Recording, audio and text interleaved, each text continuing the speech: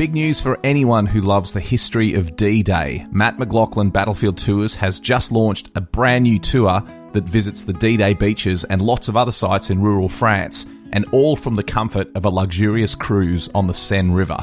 Now, we ran this tour in 2024 and it was a huge success. It sold out in a matter of weeks. So now we've rolled it out again for 2025. But this time, there'll be 3 departures in June, July and September, giving you 3 times the opportunity to join us. The cruise is on board the luxurious Amadeus Diamond and begins and ends in Paris. Over 8 days, you'll enjoy the history, scenery and culture of the beautiful Seine River. But as an exclusive offering just for our passengers, you'll enjoy 2 full days touring the D-Day landing beaches in both the US and British sectors, plus daily seminars on board the ship that unpack the history of D-Day. And like all our tours, you'll be hosted by one of our expert historians who'll bring the story of D-Day to life. And if you've been on one of our tours before, you'll know that our historians really are the best there is. This is an exclusive cruise and places are extremely limited. Visit battlefields.com.au to book your place today. Hey, it's Mark Maron from WTF here to let you know that this podcast is brought to you by Progressive Insurance. And I'm sure the reason you're listening to this podcast right now is because you chose it. Well, choose Progressive's Name Your Price tool, and you could find insurance options that fit your budget, so you can pick the best one for your situation. Who doesn't like choice? Try it at Progressive.com. And now, some legal info. Progressive Casualty Insurance Company and Affiliates. Price and coverage match limited by state law. Not available in all states. Hey, I'm Ryan Reynolds. Recently, I asked Mint Mobile's legal team if big wireless companies are allowed to raise prices due to inflation. They said yes. And then when I asked if raising prices technically violates those onerous 2-year contracts, they said, "What the f*** are you talking about, you insane Hollywood ass?" So to recap, we're cutting the price of Mint Unlimited from $30 a month to just $15 a month. Give it a try at mintmobile.com/switch. $45 upfront payment equivalent to $15 per month. New customers on first 3-month plan only. Taxes and fees extra. Speed slower above 40 gigabytes. See details. A Living History production. I'm Matt McLaughlin. And I'm Pete Smith. We're battlefield historians who love nothing better than getting out and walking the ground where great battles in history took place. And now we'd like you to come with us. Every week, Battle Walks will take you to one of the great battlefields of Europe. As we walk the ground, we'll dig through the pages of history. We'll uncover the secrets of the battlefields, and most importantly, we'll tell the stories of the people who fought and died there. Welcome to Battle Walks. Hello everybody, welcome to Battle Walks. I'm Pete Smith, no Matt today, as this is another of my out and about on the ground podcasts. Today we're back on my home turf, France and the Somme, and we're going to be talking about an action that took place on the 18th of November in 1916. Now the 18th of November is the last day of the Battle of the Somme, a battle that began on the 1st of July. It's the fighting at a location known as Frankfurt Trench, and which is on the Redan Ridge. And it's fighting that will continue until the 25th of November, so beyond the end date of the Battle of the Somme, and that's what makes it rather interesting. It's an action that I've known about for many years, as my grandfather served in the 32nd Division. He was in the Royal Field Artillery, and he had many happy memories of friendships with men of the Highland Light Infantry, and it's some of those men, again, that we're going to be talking about. But the final catalyst that really, I suppose, highlighted this action to me was a strange set of coincidences a few months ago. And I was looking at some old magazines that I'd found, and in 2 of them I found articles about this battle at Frankfurt Trench. And so it started the thought in my mind. And then later on in the day I was opening up an old book, and a newspaper article from the 1960s fell out, and it was also about the same action. And I thought, right, that's it. This has got to be something that we'll cover in one of the podcasts. So here we are. So where am I? Well, I'm in a location known as the Sunken Road, just outside of Beaumont Hamel. Now, it's a location we've been to before in other podcasts, very much part of the fighting on the 1st of July during the Battle of the Somme. It's where Malins filmed a group of men of the 2nd Lancashire Fusiliers standing here waiting to go over the top. Very moving sequence of film. And he also filmed the detonation of one of those great mines on the 1st of July from here as well. So it's a location that lots of people come to. Well, we're not here really for that. We're here because it's almost in the starting positions for the fighting that will take place later on. This was all taken, the sunken lane here and the whole area around here, the German trenches to our right, taken on the 13th of November during the second attempt to take the village of Beaumont Hamel, which is directly in front of us. The sunken lane is to our left-hand side, and behind us is a memorial to the Argyll and Sutherland Highlanders. All of these things I've talked about before, but just to give you an idea of where we are. So we're going to be walking up the sunken lane, and normally when we're here we're looking down it because we like to get that imagery that Malins reproduce that imagery of Malins. This time we're just using it as a starting off point, and we're going to be walking up the sunken lane, and I'm going to leave my car here. This is the best place to leave my car. So we've got the date. We know the date is the 18th of November. We're going to head up the lane, and I'll talk more as we start walking. So let's talk about conditions to start off with. The landscape had been destroyed. It's a morass from the fighting both on the 1st of July, 13th of November, and before and ongoing. The weather has changed. Obviously, 1st of July, beautiful summer's day. We're now into late autumn, early winter. It's not particularly pleasant. It's sleeting. It's raining. It's drizzle. It's mud, and so very, very unpleasant. And as we walk up the sunken road, on the right-hand side we have bushes and trees, and the right-hand side is the side that's facing the German lines, and the left-hand side back towards our lines, and that's clear of bushes and trees, much as it was at the time, interestingly. The Redan Ridge is a very open ridge.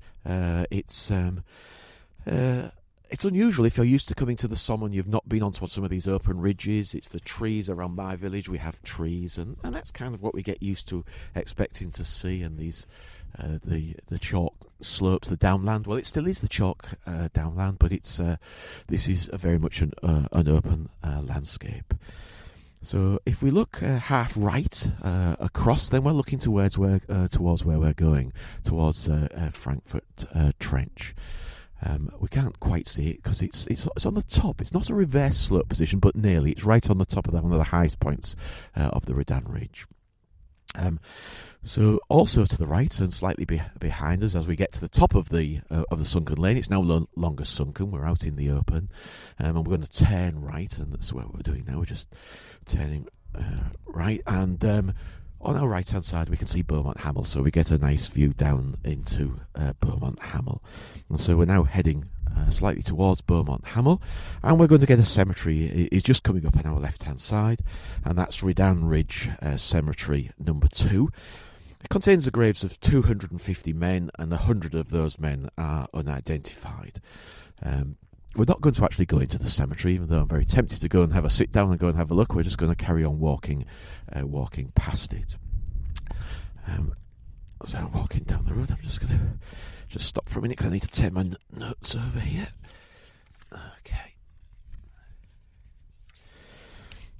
Okay, so as we carry on walking towards the village, then we'll cross over an area known as Beaumont Trench, and that was actually captured on the 13th of November. And then after that, we're really starting to walk towards no man's land. There may be some outpost positions here. So here we are. This is a very muddy section, I have to say here. A lot of mud here. We've got a lot of vehicles out on the fields at the moment. I'm recording this in late October, and so the conditions here are not very similar to, I suppose, the timescale that we're going to be talking about. It's muddy. The fields have mainly been ploughed. Some have got green fertiliser crops in other words, they're going to be ploughed in. Others have still got the stubble of the wheat, and we have a little bit of sugar beet still in the ground. But the great thing about all of that, it means that we can actually walk across these fields. These fields that we're not going to be really damaging anything. So I've got my wellies on today.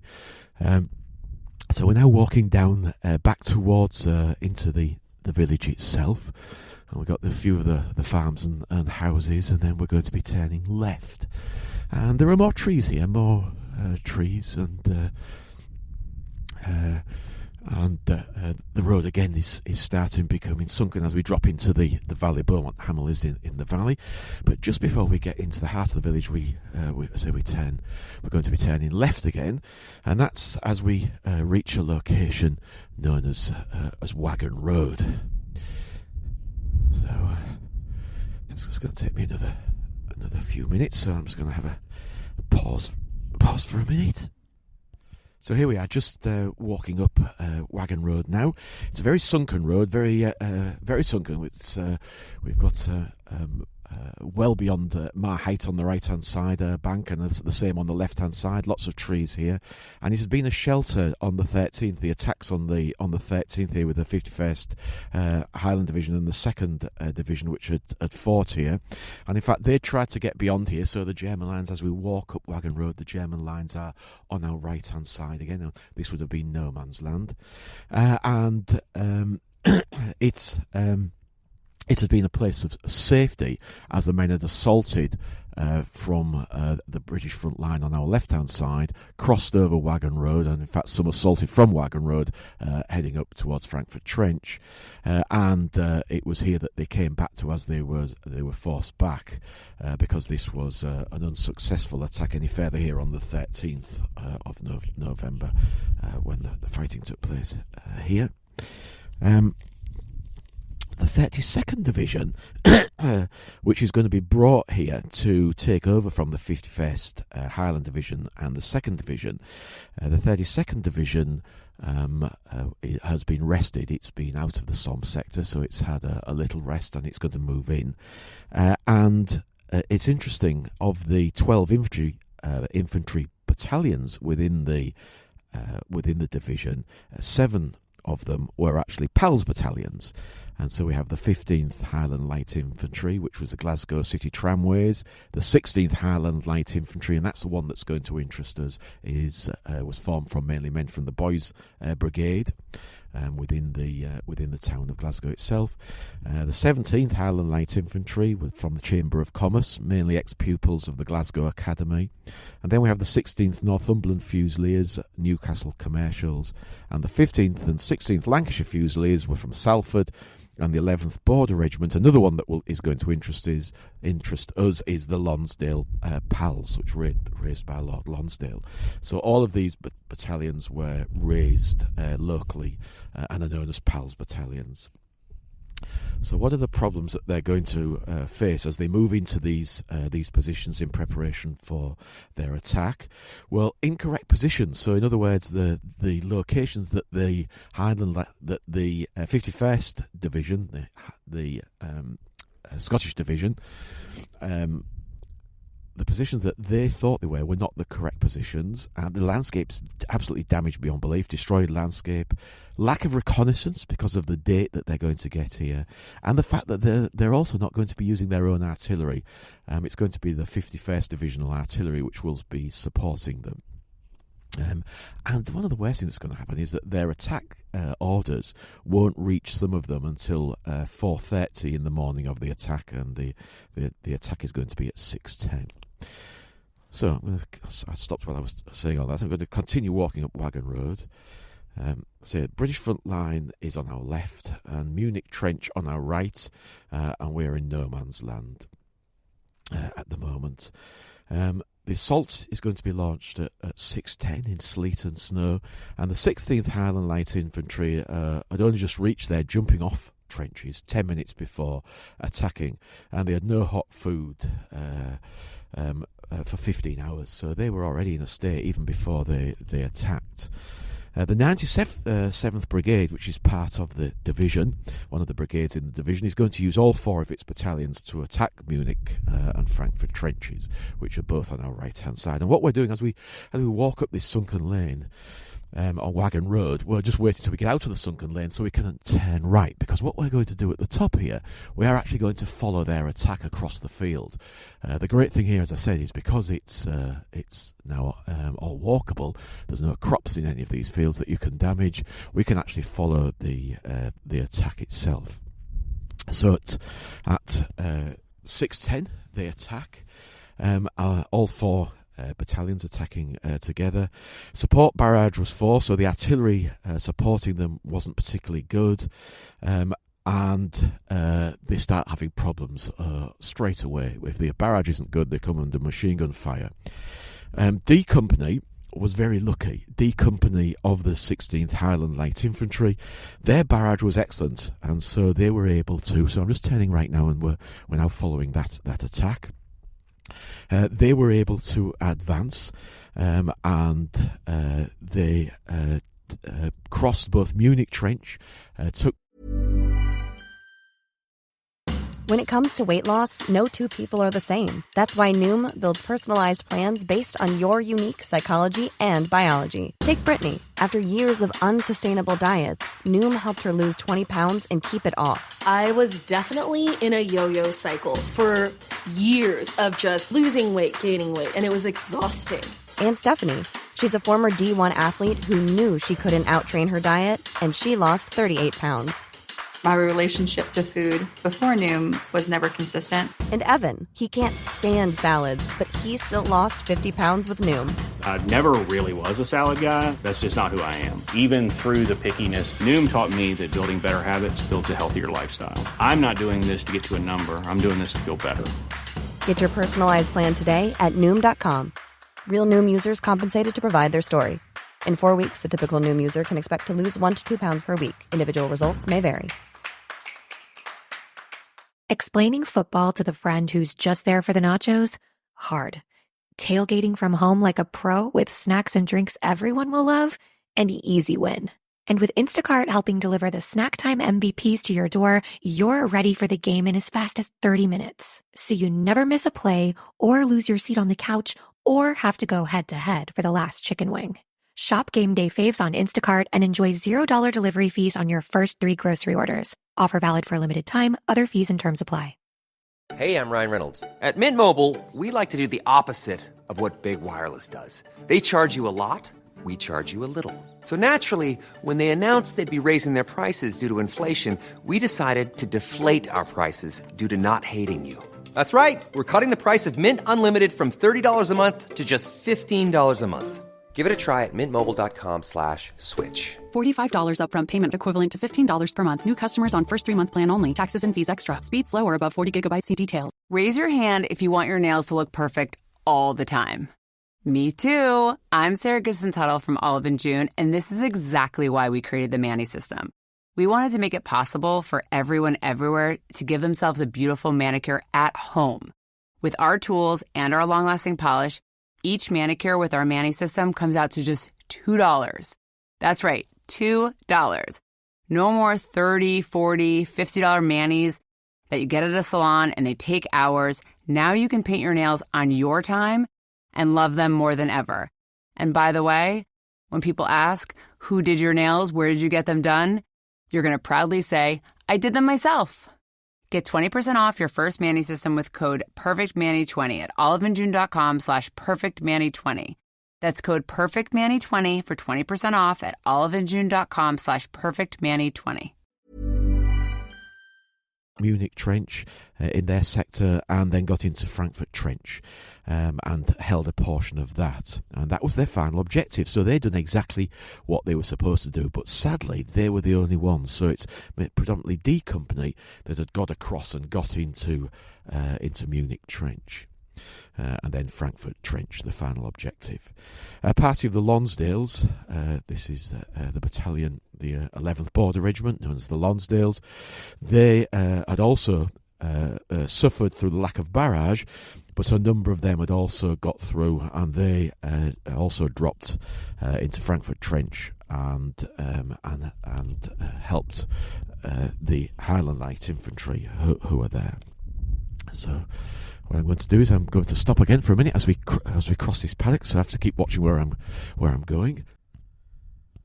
So here I am, still crossing the field, just heading towards the cemetery itself, and that's where we're walking to, Frankfurt Trench British Cemetery, and this is where we want to be. This is where we're going to stop and tell the rest of the story.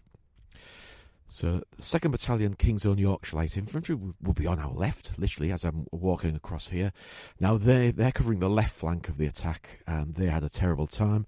There was a strong point in Munich Trench, so they didn't even take Munich Trench. So effectively, the left flank is open as they carry on towards Frankfurt Trench.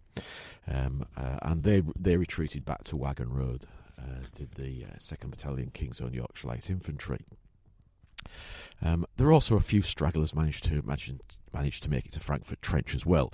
So we're just coming up now to Frankfurt Trench British Cemetery. It's an unusual cemetery, this one, because it's hedged. In this area, they tend to have rubble walls around them, but this one hasn't got a rubble wall around it. It's got a hedge around it. Cross of Sacrifice is on the nearest side to us, and that's where we're going to go through the gateway near to the Cross of Sacrifice. Across the other side, I'm just going to sit down here now. So, sitting on the little seat beside the gardener's shed in the cemetery itself. I find it very moving to sit here while I'm telling these stories, because I'm surrounded by the men who died fighting on this ridge, on the Redan Ridge, and very specifically, it's the men who died trying to get to this point, and those that tried to help them, the men that were trapped at this point. So it's a moving cemetery to be close to the men that we're going to be talking about. There are 150 burials in here. 127 of them are named burials. Now, usually you'd expect us to find here the defenders of Frankfurt Trench, but they're not here. They would be buried by the Germans, or in fact taken prisoner, because this is going to be an unsuccessful defence of this trench, as as some of you will have realised already. And their graves couldn't be located, those that died here after the war. So most of them are either missing, or they were buried by the Germans and not in this cemetery here. The other thing to point out is, if you've ever been here, and I would say that you ought to come. I think everybody should come here. It's a very different part of the Battle of the Somme. You'll need to bring your, almost whatever time of the year it is. It can get very, very cold up here. It's quite desolate, and during the winter, the wind really whips across here, and it's actually whipping across here tonight. My hands are freezing, so it's a very open landscape. So, the guys that are trapped here, and so how many men do end up being trapped here? Well, for the 16th Highland Light Infantry, it's 3 officers and 60 other ranks, and 10 of those are wounded. For the 11th Borderers, the Lonsdale Battalion, it's 3 officers and 60 other ranks, 23 of those are wounded. And then just 1 officer of the 2nd King's Own Yorkshire Light Infantry and 3 men managed to make it here as well, and they were all wounded as well. So that means the total is 130 men that are trapped here. And there's been some studious work in recent years by a chap called Chris Bates, who's a friend of mine, and he's analysed the Red Cross German POW records, and he's brought the final total to 145, very accurate research work. And so we can now increase that from 130 to 145 men who were fighting in this trench. So, for some time, neither side was aware that this group of men were trapped and holding the trench. There were 2 dugouts here that they'd taken, and so they occupied those. They had 4 Lewis guns and limited ammunition. And very cleverly, what they decided to do was hand over all of their 303 ammunition to the Lewis guns, and then to pick up German rifles and ammunition and use those as their individual weapons. And that meant that the Lewis guns had more ammunition. They also realised that they may be here for a while, so they start looking at where they can get water from, because most of the men have already drunk their water, and so they're looking at shell holes, and they start organising the boiling of water, and also looking at how much food they've got, and they realise that they've not got a lot, and so they're also taking anything that they can find from the dead in the area. Now, if you're wondering how we knew how many men were here, it's because 2 men were able to sneak back. A Sergeant Major Johnson and Private Dixon of the 11th Borderers, they managed to actually get back and give those figures of how many men were trapped here. So when we become aware that they're trapped, we know how many men. Contact was also made with an aeroplane flying over of the 15th Squadron, Royal Flying Corps, and they were able to be signalled from the plane to say that help was on its way. So on the 6th day, so they're going to be here, they're going to hold this trench for 8 days under consistent attack, and one of the heaviest attacks took place on the 6th day when the Germans launched a powerful attack on all fronts, or on the front should I say, and the flanks, and it was repelled, but at cost. But they took 8 prisoners from the Germans, so it shows that it was very much hand-to-hand fighting. 8 Germans taken prisoner. Also on the 6th day, a relief was attempted by the 96th Brigade, and they brought up the 16th Lancashire Fusiliers and the 2nd Inniskilling Fusiliers, and they're going to attempt to relieve them on the 6th day. So that previous account was the 4th day, so this is the 6th day. And it's going to be 3 companies of the 16th Lancashire Fusiliers and 1 company of the 2nd Inniskilling Fusiliers. But they couldn't penetrate beyond Munich Trench. They tried very hard, but they didn't get any further than that. And in fact, by 1620, they had fallen back, and they started at 1530, so mid-afternoon during the attack. Their casualties amounted to 224 men and 7 officers, which was over 60% of the attacking force became casualties. And so you can see how difficult it's starting to become when you're losing that kind of numbers of men in an attempt to free the ones that are trapped in the German lines. By the time of the 7th day, things were getting really tough for them. They had no food, and none of them had eaten for some considerable time. The garrison has reduced considerably. Nearly most of them are wounded. In fact, by the end of the fighting, only 15 will remain unwounded. And so on the 7th day, the Germans sent, under a flag of truce, a white flag, sent a message whether they would surrender. They ignored it. They just totally ignored it and carried on. But by the following day, on the 25th of November, the Germans attacked again, and they completely overwhelmed the position. And the remaining survivors were taken prisoner, and as I said, only 15 remained unwounded, and they could hardly stand through lack of water and food.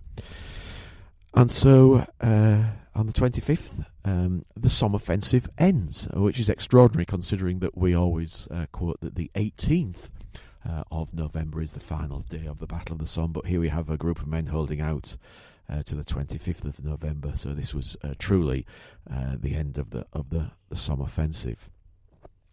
Now, why do we not know about it? Well, it's interesting, isn't it? We don't know about it, I suppose, is because they did surrender, and it wasn't a success. So it didn't really become really well known until after the war, when the awards started to be given out, because it was decided that this almost forlorn hope, this siege, this holding this section of the line, really needed that some of the men that had been here, who had been then prisoners of war until the end of the war, needed to be awarded. And it was predominantly the 16th Highland Light Infantry that took the awards, because they put their names forward actually for the awards. And so I'll just list the awards that were offered because or that were received, because it's extraordinary and very sad in some ways. There were 2 posthumous MIDs mentioned in dispatches. Now, they had been put forward for the Victoria Cross, and one of the sad aspects of the Victoria Cross is that you can be awarded it posthumously. In other words, you can die in the act and still be awarded the Victoria Cross. But all of the other medals, you have to survive the action, and these chaps both didn't survive the action, so the only other award they can give them is an MID, a mention in dispatches, and that was their award, because that's the only one that can be given to them as a posthumous award. So very sad that those 2 Victoria Crosses were not awarded, because it would have also lifted this action, and it would be a lot more well known. 1 DSC, Distinguished Service Cross, was awarded, 2 Military Crosses, 11 DCMs, Distinguished Conduct Medals, and 22 military medals were awarded for the action and the fighting here. Eventually it would be described by Gough, commander of the 5th Army, and it's the 5th Army that was fighting here, as a magnificent example of soldierly qualities for the men that fought here. It is an amazing action, and one that should be better known. So I hope you've enjoyed just a quick overview of the fighting that took place here. I'm just going to quote some books if you want to read further on it, where I got some of my information from, because it is worthwhile tracking down. Redan Ridge, The Last Stand by Peter Weston. I can highly recommend that. These are articles from magazines. So the Frankfurt Trench Last Stand, November from the 18th to the 25th, 1916, and that's by Chris Bates, and that was in Medal News. Somme Footnote, The Struggle for Frankfurt Trench by Peter Simpkins, and that was in the Imperial War Museum Review number 9. That's some years ago now. And then a book that actually my grandfather had, it was in his collection, The History of the 16th Highland Light Infantry by Thomas Chalmers, and that was published in the 1920s. And just say my copy's got the signatures in the front of a lot of the men that fought in the battalion, so nice to have. So yes, if you want to read more, go and see if you can track down any of those. So until next time, I hope you've enjoyed it, and I'll talk to you again soon.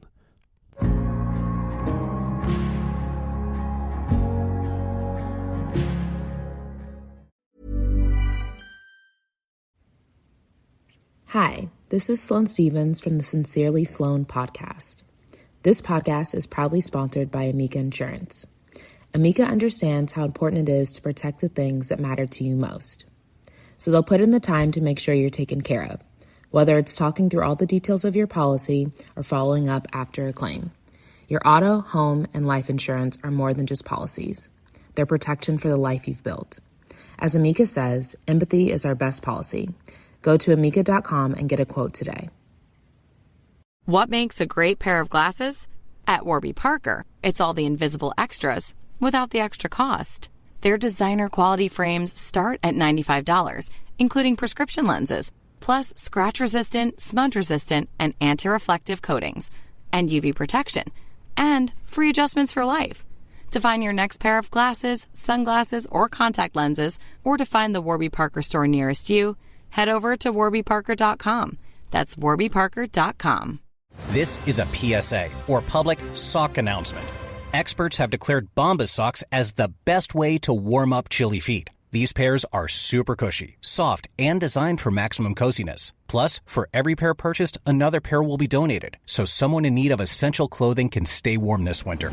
Go to bombas.com/ACAST and use code ACAST for 20% off your first purchase. That's BOMBAS.com/ACAST and use code ACAST at checkout.